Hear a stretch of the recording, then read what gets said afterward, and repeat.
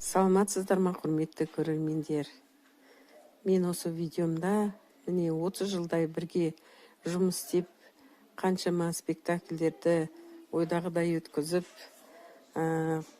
художник, суретшімен, постановщиктермен бірге олардың ойларын асырып, көрермендерге жеткізіп жүрген коллективім. Міне осы видеода жұмбақ қыз спектаклінің бір кішкентай ғана бокта деп аталатын монголдардың сәукелесін жасап көрсетемін. Ұнап жатса, өздеріңіздің пікірлеріңізді, лайктарыңызды басып отырыңыздар. Не мынандай основасы, асты негізін солай тігіп аламыз қазір жасайтын. Мынаны айналдырып, мынаның арқасына біз ішінен тігіп, мынаны сосын бүйтіп айналдырамыз. Айналдырған кезде әдемі болып шыға келеді.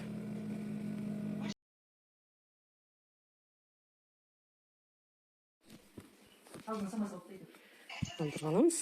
Енді осыны тігіп шығамыз. Боқтаның үстіңгі жағын, биіктігі 23 сантиметр, мына точкаға дейін. Одан арғы 5 сантиметр қосамыз. Одан можете басқа 3 сантиметр қосуға болады, өздеріңіз білесіздер. Мынау енді қыры, екі жақ қыры, мынау арты.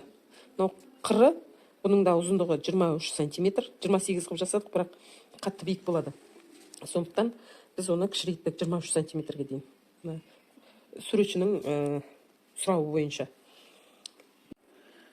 Жаңағы ручкамен қайтадан жазып қойдым. 23 сантиметр, мына жағы 5 сантиметр. Мына жоғары жағының жалпақтығы 11 сантиметр болады. Бұл арты. Мынау қыры. Бұның қырының жоғары жағы 8 сантиметр, аяқ жағы 10 сантиметр. Мына жақта жоғары жағы 12 сантиметр, бұл алдыңғы. Мына ұзындықтарынікі бәрінікі бірдей, 23 сантиметр болады. Только мынау қосатын жері, мына алдыныкі көбірек, 7 сантиметрге. Мына точкадан, мына точкаға дейін 7 сантиметр қосасыздар. Жаңа артысыныкі, арт жағы енді 5 сантиметр, 3 сантиметр өздеріңіз білесіздер. Сол сияқты мынау алдында. Еще мына жерінің ұзындығы бізде почти 9,5 сантиметр екен. Артыныкі, қазір айтамыз, 9 сантиметр. Алдыңғы жағы мына жер. Мына жері бізде 9,5 сантиметр. Мына жерге дейін, мына точкаға дейін. Мына жақта 9 сантиметр. Сол, осы біздің төбеміз болады. Қазір енді біріктіріп тіккен кезде көресіздер. Ең соңғысы міне басты бір тігіп шығамыз. Бірақ енді біріккен жерін уже бастырып тіге алмаймыз. Бізде былай шықты. Айналдыра кособейкамен қиғаш кесіп алып матамызды. Өстіп кособейка жасады. Соны бүйтіп айналдырып тігіп шықтық шетіне.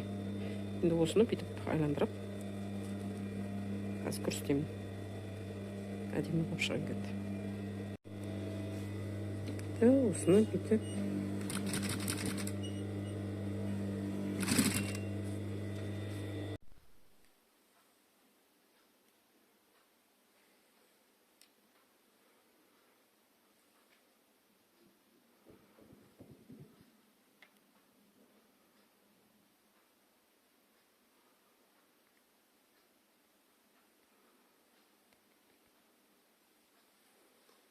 біз арқасын екі жағын алдым, тігіп қойдық.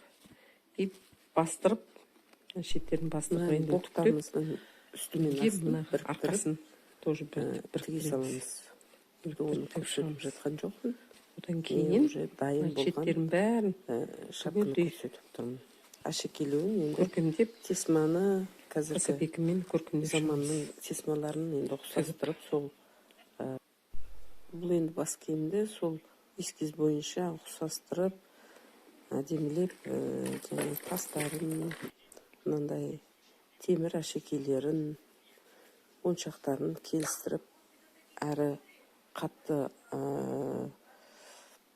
баста ауыр болмайтын қылып, өлең айтқан кезде қатты құлақтарын жауып тұрмайтын қылып, жеңіл қылып жасадым. Міне біздің бас киіміміз дайын болды. Өздеріңіз көріп тұрғандай, бәрі міне әдемі болып шыға келді. Оншағы, жаңағы тастары,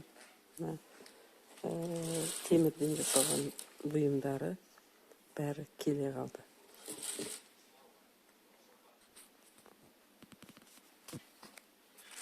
Моншақтары да әртүрлі.